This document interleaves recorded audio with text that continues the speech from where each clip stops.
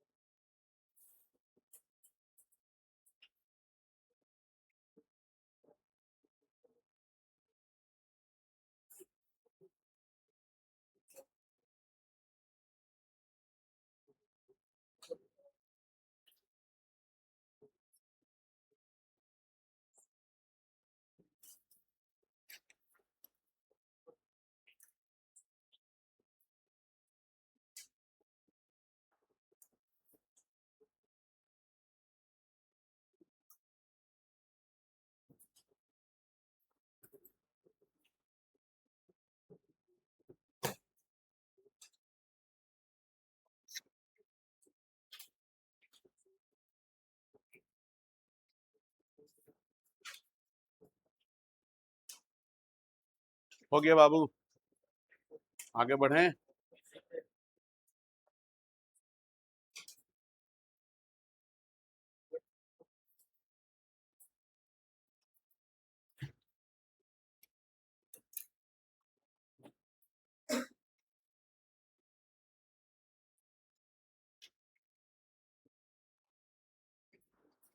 Sunday test का तैयारी हो रहा है ना? कोई भी फेल नहीं होना चाहिए, टेस्ट देने सबको को आना है, बता दे रहे हैं। नहीं आइएगा तो मंडे को गर्दा उड़ा देंगे इस बार, देख लीजिएगा। हैं?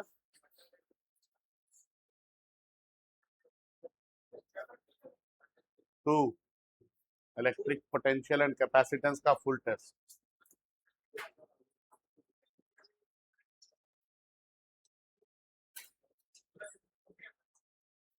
हो गया, आगे बढ़े, बढ़ जाना आगे।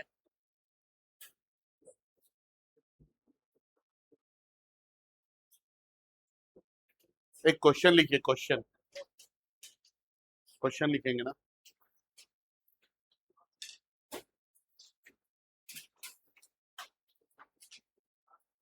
लिखिए,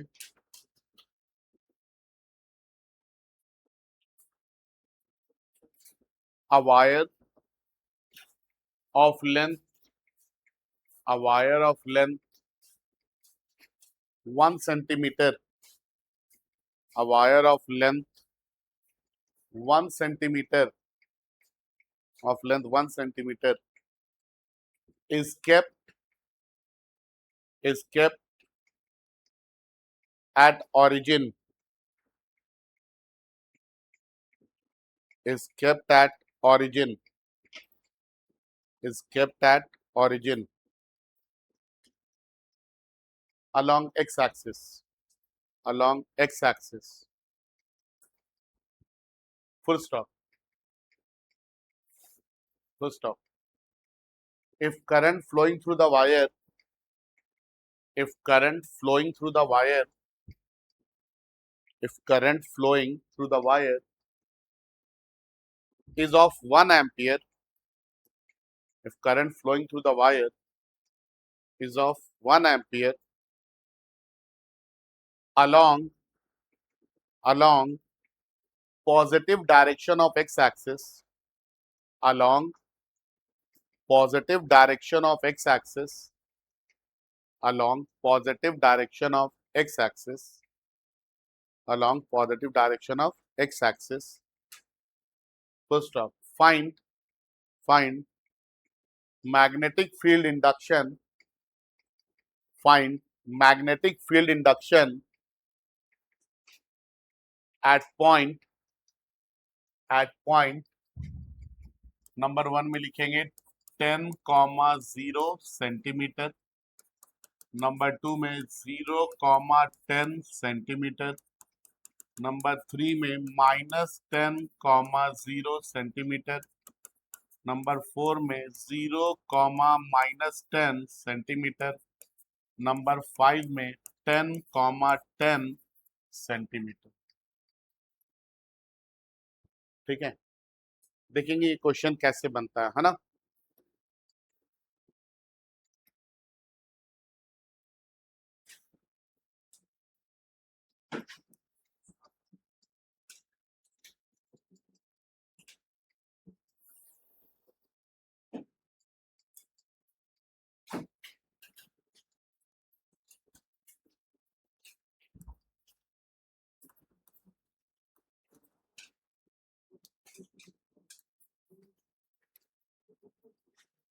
ये एक्स एक्सिस है, ये वाई एक्सिस है, ये ओरिजिन है। बोलता है कि ओरिजिन पे एक वायर को रखे हैं, जिस वायर का लेंथ कितना है, 1 सेंटीमीटर है। तो ओरिजिन पे एक वायर को रख देते हैं जिसका लेंथ कितना है,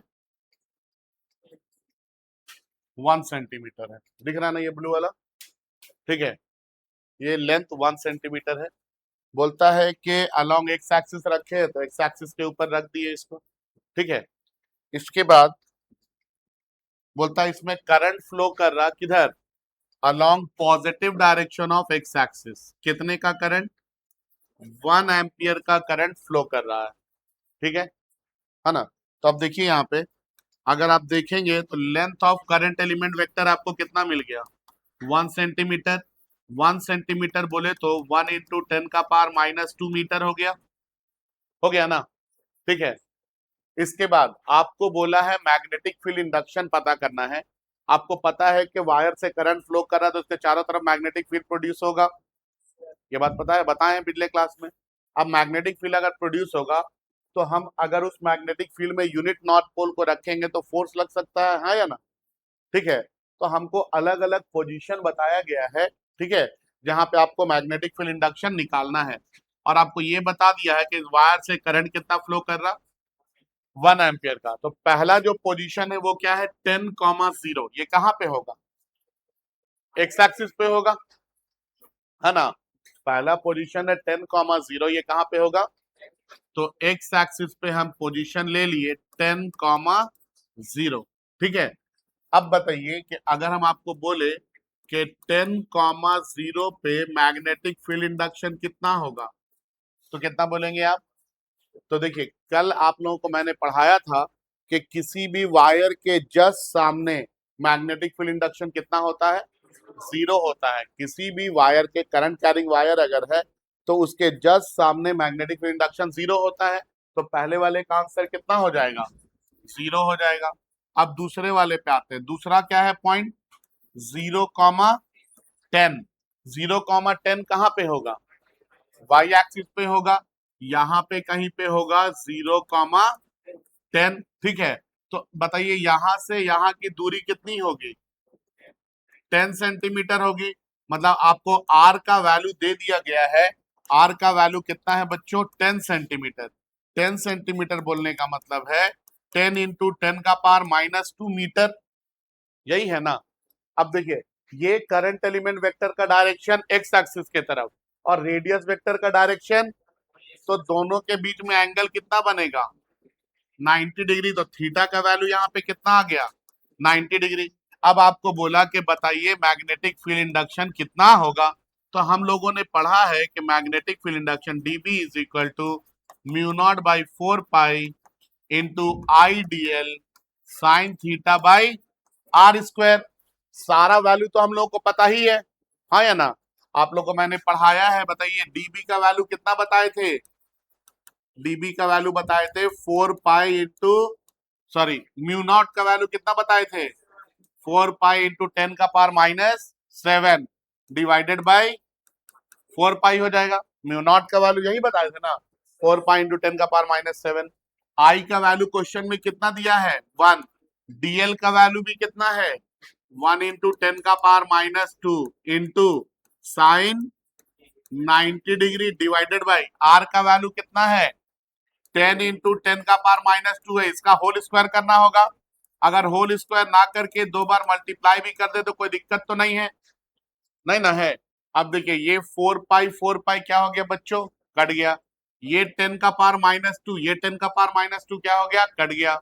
10 इंटू 10 क्या होगा, 100, और ये 10⁻⁻2 क्या ये भी कट जाएगा, ये सब कट गया। क्या बच गया यहाँ पे, dB = 1 इंटू 10⁻⁻7, क्योंकि साइन 90 का वैल्यू कितना होता है, 1 होता है, ठीक है। तो 1 इंटू 10⁻⁻7 ये इतना टेस्ला आ गया, ठीक है। इसी तरह से हम लोग आगे बढ़ेंगे। तीसरा पॉइंट क्या है हमारे लिए, -10, -10, यही है ना। बताइए -10, 0 कहाँ पे होगा, नेगेटिव एक्स एक्सिस में होगा, हाँ या ना। -10, 0 यहाँ पे होगा।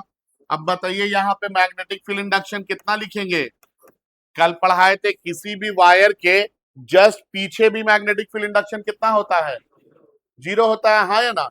किसी भी वायर के करंट कैरिंग वायर के जस्ट पीछे, देखिए जस्ट आगे भी 0 होता है और जस्ट पीछे भी 0 होता है। तो मैग्नेटिक फील्ड इंडक्शन को कितना लिखेंगे हम लोग, 0 लिखेंगे, ठीक है। अब इसके बाद चौथे नंबर पे कौन सा है, 0, -10 सेंटीमीटर, यही है। 0, -10 कहाँ पे होगा, नेगेटिव वाई एक्सिस पे होगा, हाँ या ना। 0, -10। तो बच्चे लोग यहां से यहां की दूरी कितनी हो जाएगी फिर से आपकी 10 सेंटीमीटर, हाँ या ना? डिस्टेंस तो यही है ना 10 सेंटीमीटर। तो आर का वैल्यू आपको फिर से कितना मिल गया 10 सेंटीमीटर। 10 सेंटीमीटर का मतलब क्या है 10 × 10⁻²मीटर।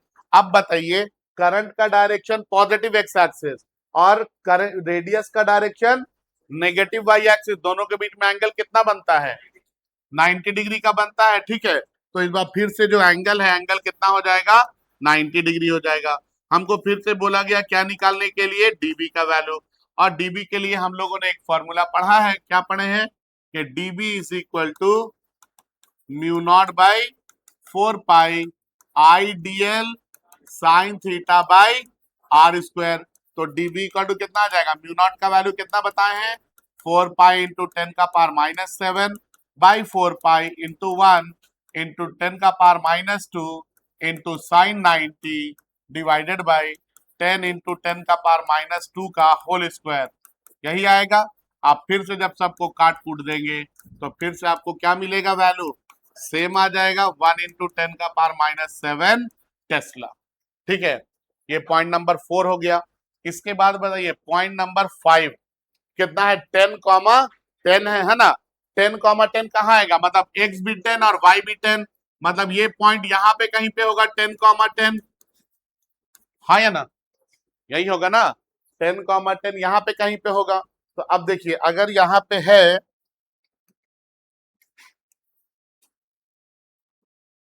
तो हम अगर आपसे पूछे कि बताइए बच्चों इस बार डिस्टेंस क्या होगा,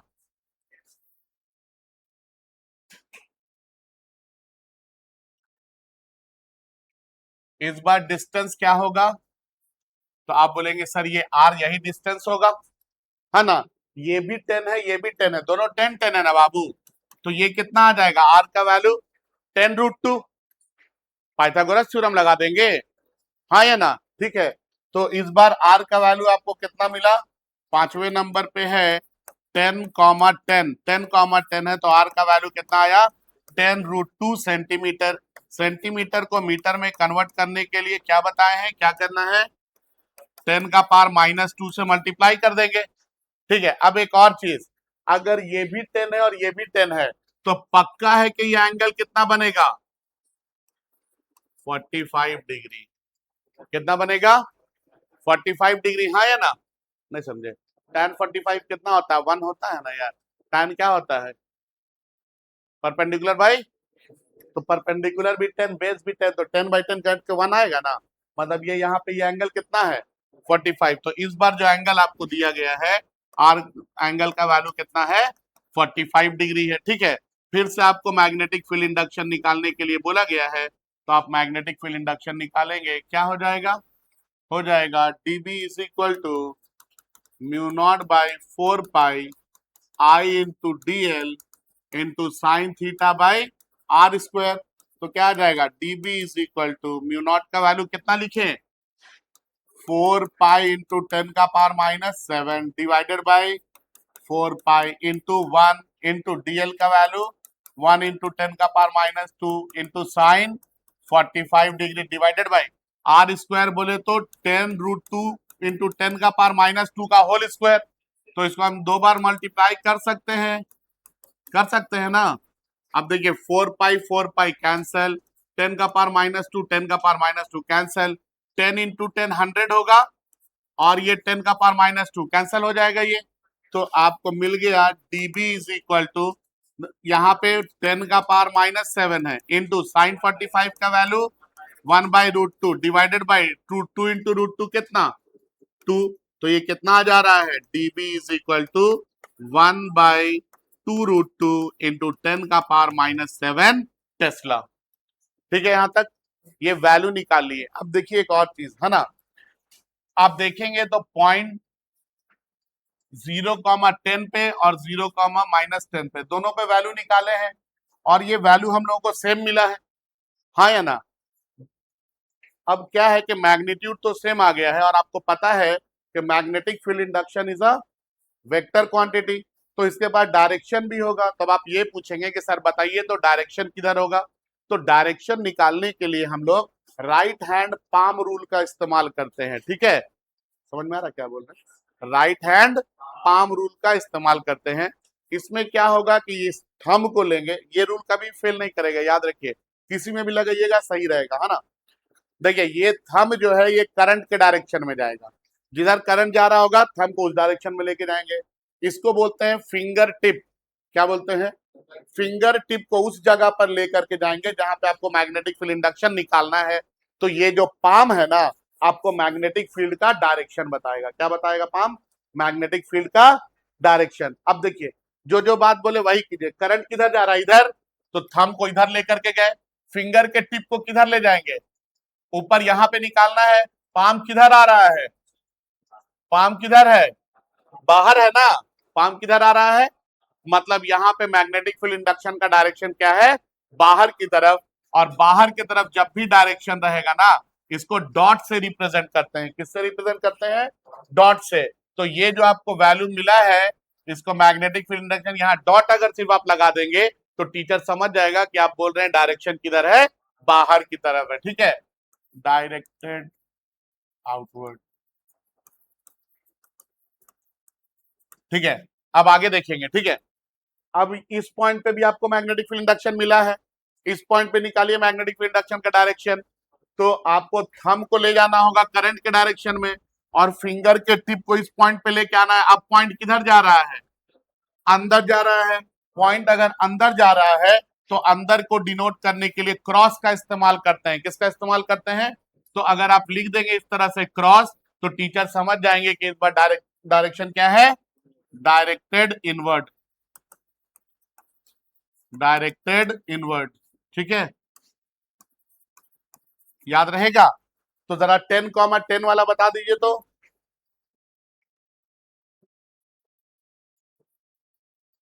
करंट इधर, अभी तो यहां आया, यहां तो रखना नहीं है, मोड़ के यहां ले आए। किधर आ रहा? पाम बाहर आ रहा है, मतलब क्या होगा? Direction out. याद रहेगा इतना? भूलेंगे नहीं ना।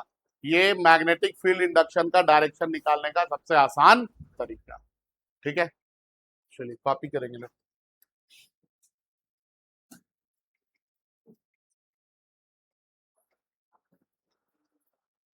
कॉपी कीजिए इसको।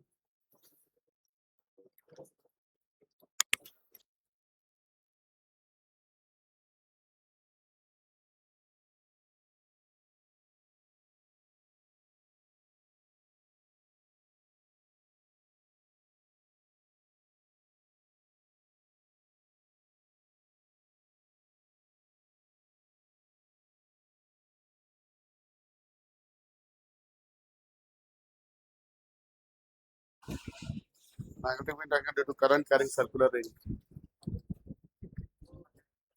3 नंबर।